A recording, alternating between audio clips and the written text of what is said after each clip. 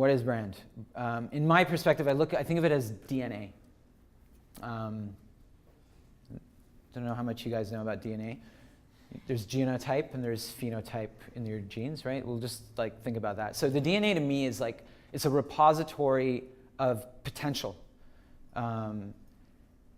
What you choose to express from that brand depends on the situation or the phase of the development of your company. So it's like your company has a bunch of assets, potentials, opportunities, and you collect those to work together in a certain way. Some of that way is just inherent to who you are.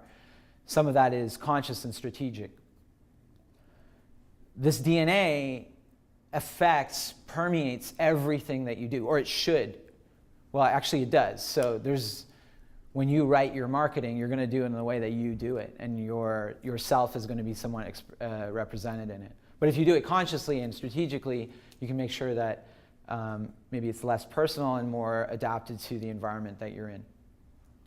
So the branding is a way to present your company and offering in a way that feels natural and authentic and native and fluent, and basically feels right, that this person who's trying to sell me this thing is a leader or an authority in this space, and now I feel more comfortable talking to them as opposed to someone that is just trying to make money in this space. So by developing a sense of what is our essential way of doing business, you can put that into everything you do. And then when a person is interacting with your company, looking for that consistency, looking for those correlates of trust, they can feel like the same intelligence has gone into the marketing, into the surfacing of the product, the industrial design, into the user interface, into all the communications. It's all living and breathing with the same pulse of life and the same set of values.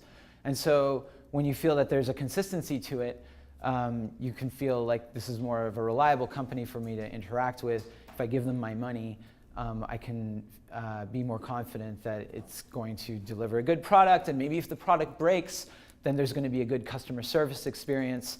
All of that will be suggested by the way that you comport yourself, the way that you behave with your people, or with your audience, whether it's investors or customers. So you can call it DNA if you want to take a sort of a biological approach, but ethos is another good word for it. It's like an ideology or a set of beliefs that are reflective of your own values, but also adjusted and appropriate for the industry that you're in.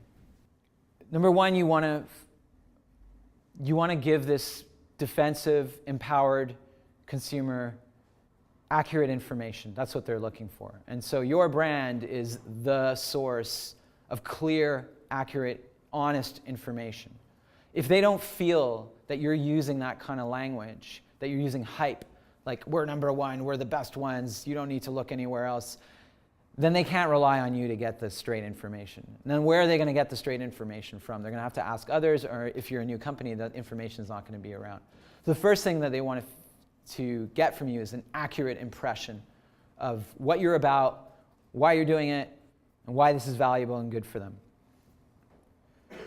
The next thing that your branding, your brand, your ethos should inform is how to create satisfying experiences, so that when anyone is interacting with you, they feel like they got what they wanted. And maybe it was just information. Maybe they're not ready to buy. Maybe they're just curious. But your branding has informed all of your employees and all of your materials to be couched in a way, to be designed in a way to make it feel comfortable for them. And again, they're naive, they're mistrustful. So you have to respect that. Even though you may know 100% that they need what you've got, you still have to go through that trust pathway. And then the branding should be informing how you're going to manage lasting relationships. And that touches on what I just said, which is maybe they're not ready to buy. Maybe you're not going to try to sell them right away. Maybe you're just going to make friends. And you're going to build the customer, you're going to develop the customer over time. So all of those together, when they're done with a certain confidence and larger perspective, it will show or it'll imply that you have leadership qualities, that you can be trusted to be a master of the stuff that you're offering people. So forming accurate impressions, creating satisfying experiences, and managing lasting relationships. That's, to me, what a brand is about. That's what it's for. The logo, the name, these superficial details, to me, they're handshakes at the end of the experience that helps the person remember who it was that gave them that great experience.